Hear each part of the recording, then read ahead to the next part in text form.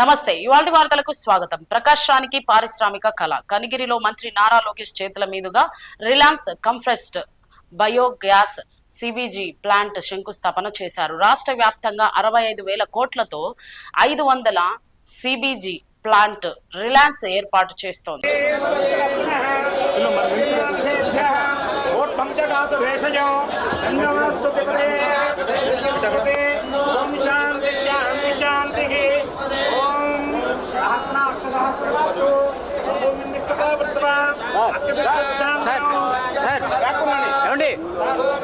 మంత్రి గారు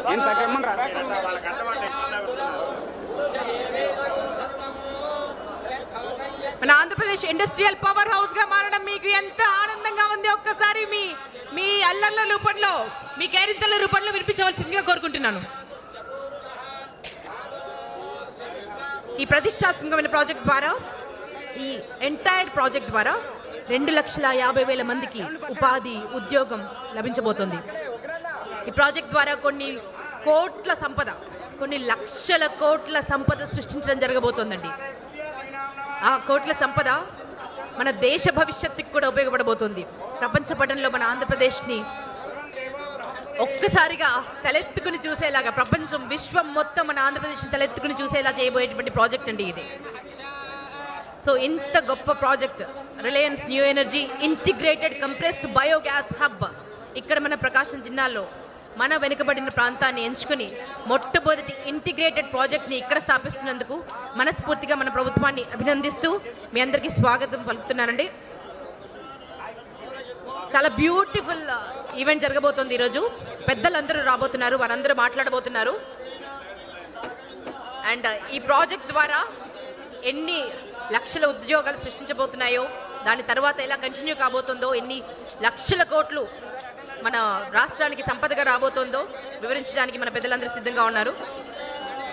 ఇంకా సేపట్లో మన డైనమిక్ లీడర్ మన లోకేష్ బాబు గారు రాబోతున్నారండి.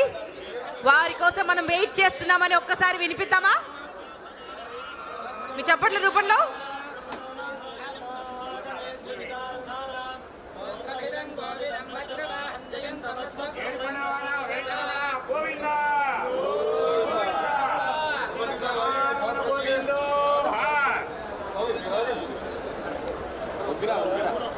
ఈ భూమి పూజ కార్యక్రమంలో దివి నుంచి భూమికి దేవతలు దిగి వచ్చినట్టు మీరంతా ఎక్కడెక్కడి నుంచో ఇన్ని లక్షల మంది, ఇన్ని వేల మంది, ఇన్ని లక్షల మంది మీడియా మాధ్యమాల ద్వారా వీక్షిస్తున్నారు. ఇన్ని వేల మంది ఇక్కడ ప్రజెంట్ అయ్యారు. మీ అందరికీ పేరు పేరున స్వాగతం పలుకుతున్నాం. మీరు ఎల్ఈడి స్క్రీన్ పైన చూడొచ్చండి, శంకుస్థాపన జరుగుతోంది. ఒక యజ్ఞానికి శ్రీకారం చుడుతున్నారు. సో మనస్ఫూర్తిగా మీరు వారిని అభినందించాలి. ఇంత ప్రెస్టీజియస్ ప్రాజెక్ట్ మన ఆంధ్రప్రదేశ్కి రావడం, ఒక తెలుగు బిడ్డగా, ఒక భారతీయ పుడిమిపై పుట్టినటువంటి బిడ్డగా గర్విస్తున్నాను నేను.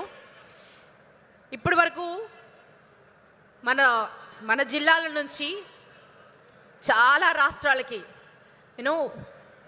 ఉద్యోగ అవకాశాల కోసం యువత పరుగులు పెడుతోందని, ఇప్పటికీ పరుగులు పెడుతోందని, ఆ దారుణమైన పరిస్థితి నుంచి ప్రతి ఒక్కరూ కుటుంబంతో ఉంటూ దర్జాగా జీవితాన్ని జీవించాలని మన సీఎం సార్ ఎప్పుడు చెప్తుంటారండి.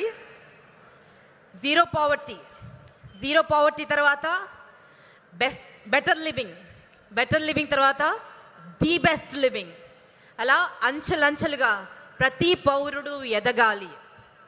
తను మాత్రమే కాదండి, తనతో పాటు మొత్తం తను నమ్ముకున్న వాళ్ళందరూ, తను ఎవరికైతే ప్రజాప్రతినిధిగా ఉన్నారో వారందరూ సంక్షేమంతో ఉండాలి.